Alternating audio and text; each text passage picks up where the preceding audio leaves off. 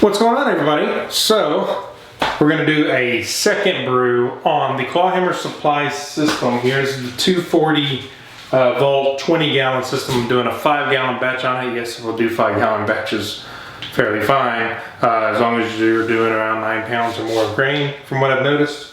But yeah, I've already crushed my grains here. We're doing a just a Saison Thai. It's called a Thai Ginger Saison from Texas Brewing. It's one of their kits. So also it comes with this Thai ginger candy syrup, and this will actually kind of go in at the end of the brew. It uses Mount Hood hops for the bittering, and it's just 1 ounce of hops for this beer. It's going to be a very basic, simple, straightforward beer. But I'm only going to pour half of this in at the end of the boil, and then after primary fermentation, I will pour in the other half, and that will kick off the secondary fermentation, if you will, while the beer conditions in the secondary stage of fermentation. So anyways, let's get some grains mashed in and get started. Alright, so according to Beersmith, based on the brew in the bag setup I've got for the profile, as far as the mash profile goes, the calculations say 8.28 gallons of water for this entire brew. So let's go ahead and add that in, and then we'll mash in the grains. Also, it's brew in a bag. There is no sparge process involved in this, so we're doing full volume water from the get-go. And I'm hoping to have about close to 6 gallons post-boil, but I'm really thinking it'll be like 5.5 or so, just based on my first experience. So let's get this rocking and rolling.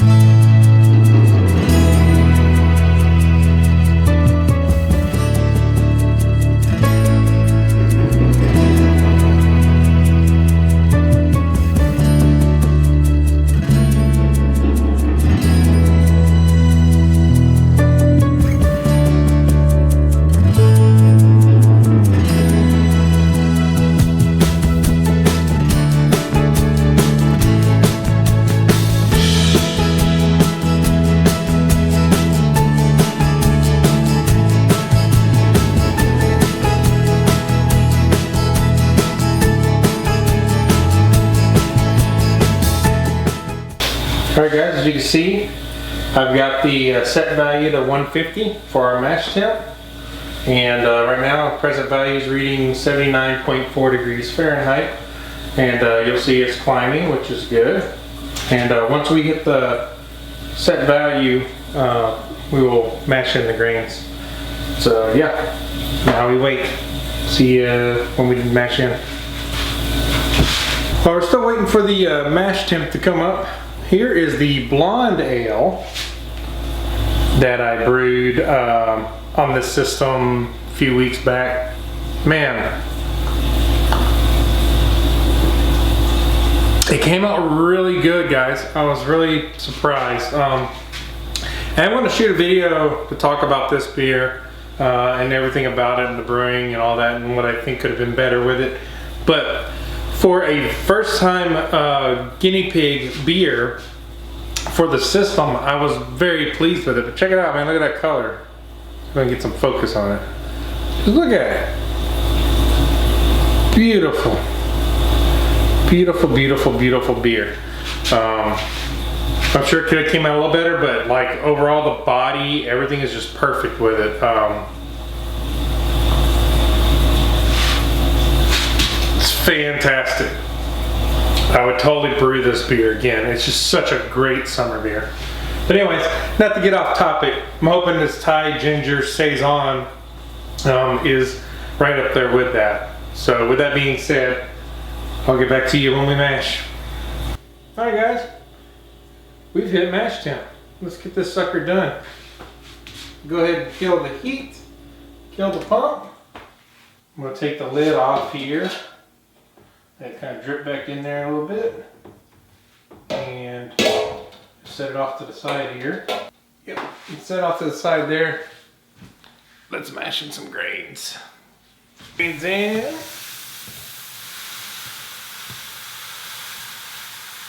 I can just throw them all in there.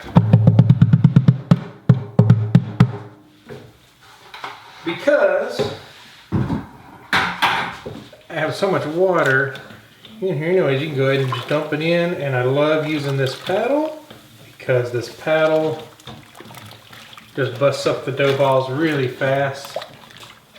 I'm glad to be able to use my old paddle again. Had this bad boy put away for a little bit in a fairly quick manner and just brush them off the screen. Brush them off the screen here a little bit. Also, another thing about this is I really grind my grains down to very muddy, like very heavy flour consistency because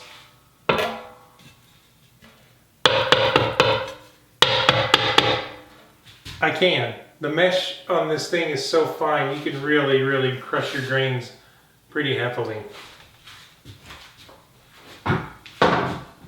So let's put the lid back on in the recirc. All right, put the lid back on. Put our recirc hose back on there. Hit the pump. Hit the heat. We dropped quite a bit on the degrees, but once we get this recirc going, it'll catch up really quick. So yeah, rain, rain, rain on my grains. Yeah, just doing a little recirc here on top of the grain bed. This is gonna be fantastic, I think. So let's let this bad boy get back up to temp, and we'll see you in an hour when we pull this grain out. My timer went off. Mash is done. Let's pull this sucker out with a pulley. You can watch me do this because I do have a pulley up here if you watched my other video about the brew shed update. Let's turn off the pump and pull this thing up. Alright. Go ahead and disconnect my hose. Here. I'm gonna hang my hose here inside the handle like so. Take the lid off.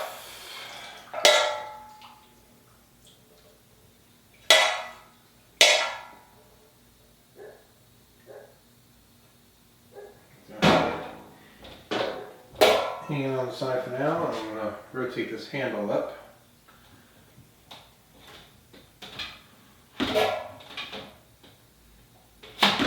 Now I have this little pulley. Just going to hook it up just like so. And we're going to hoist this thing up.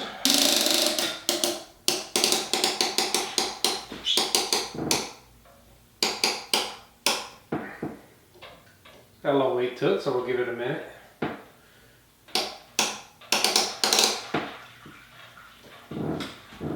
Still draining.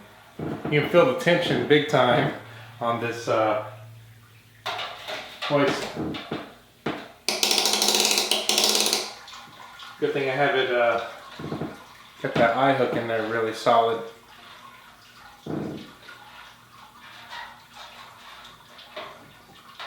Let it drain some more.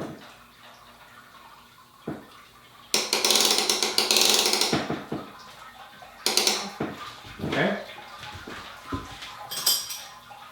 I'm gonna put my J-hooks in there.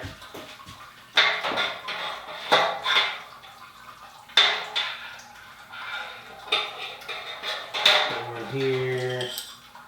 Put one here. And put one over here. Alright. Now I'm gonna loosen the pulley. Now I have it sitting on the J-hooks. I'm gonna let it finish draining, and I'm gonna go ahead and start ramping this up to a boil. So I'm gonna hit the down.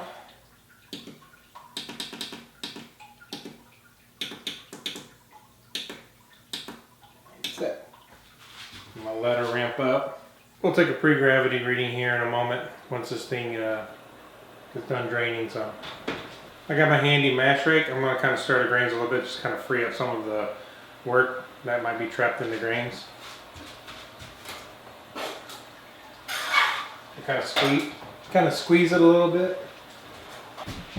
What I decided to do is show you the high alarm. What I'm showing you here is, sorry, it's a little steamy. So you can see, got all this spent grain here. Pull all the sugar out of it. Just kind of stirring around, make sure we get as much of the water out of it as possible. It's a very fine crush.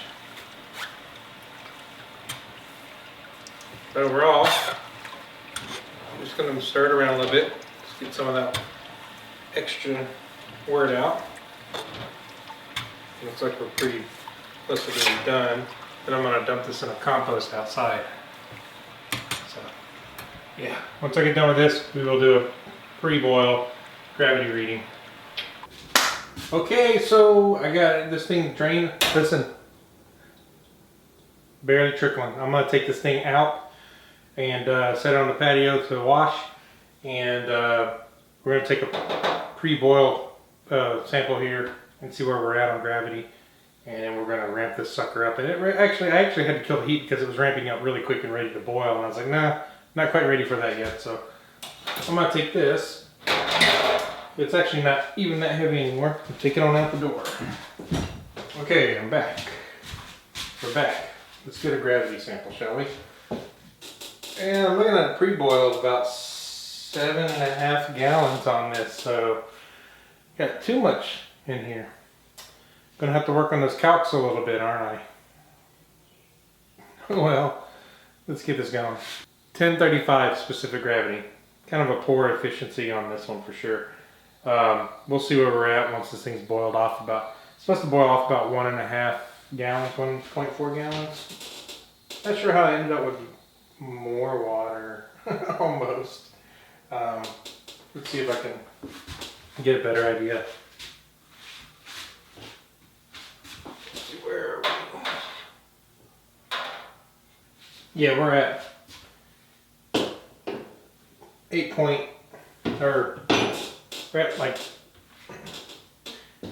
we're at about 7.5 gallons. So if I boil this off, we're gonna end up with about 6.5 or 6.1. Actually, that might be right on those calcs actually.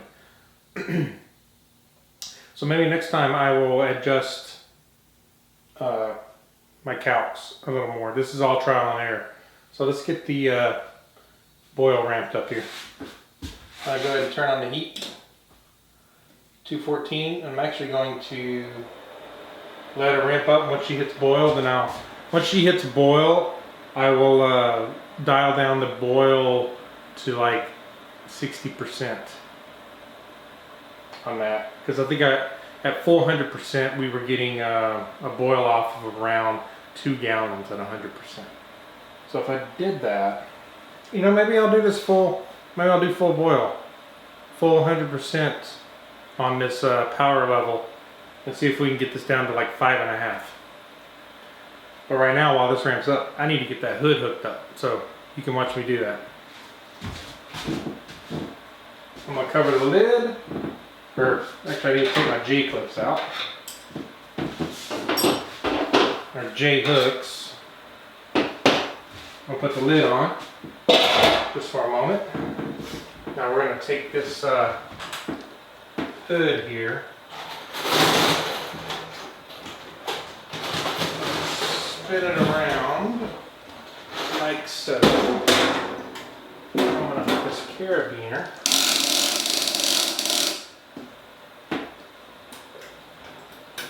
just like that. And I can raise her up just like so. Is that high enough? About there's good. There, right about there. Perfect. I just put the little cord up there. So, pop the lid off. Don't really need it on there. See how she's ramping up fast. This thing boils fast. So I'm gonna go ahead and plug in the fan. Until I get a switch for my fan, I'm just gonna plug it in.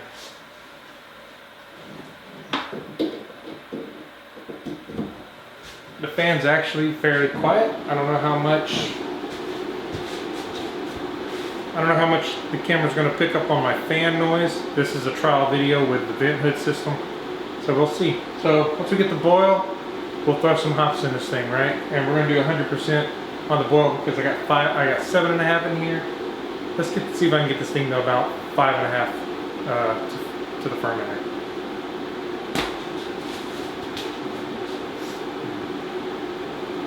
We'll go ahead and hang my hop spider in there while we're at it. Just like so. See ya when we're adding the Mount Hood hops. Alright guys, we are at a boil, so we're going to go ahead and throw our Mount Hood hops and our hop spider here. I'm going to set the timer for 60 minutes. But look at that boil, man. I am in absolute love with that boil. 1 hour. 1 hour, and we'll come back and add the candy. But look at that, man. Look at that boil.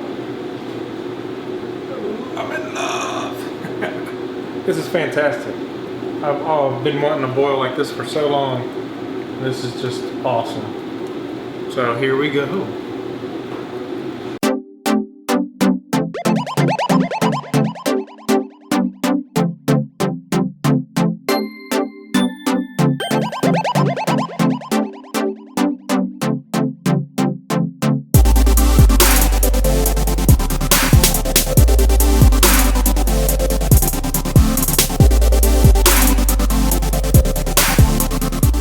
Time to kill the heat. Also, we need to go ahead and add in our, I'm just going to use half. It says to only use half of this for right now, so that's what we're going to do. Man, that sure smells interesting. Oh, ginger and thyme smelling. Just going to pour it in here, half the jar, a little bit more. Just like that. And cap it back. I'm going to give it a little stir with my rake.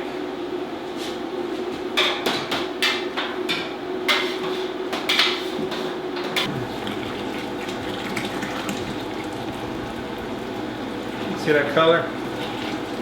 Pretty nice color to it.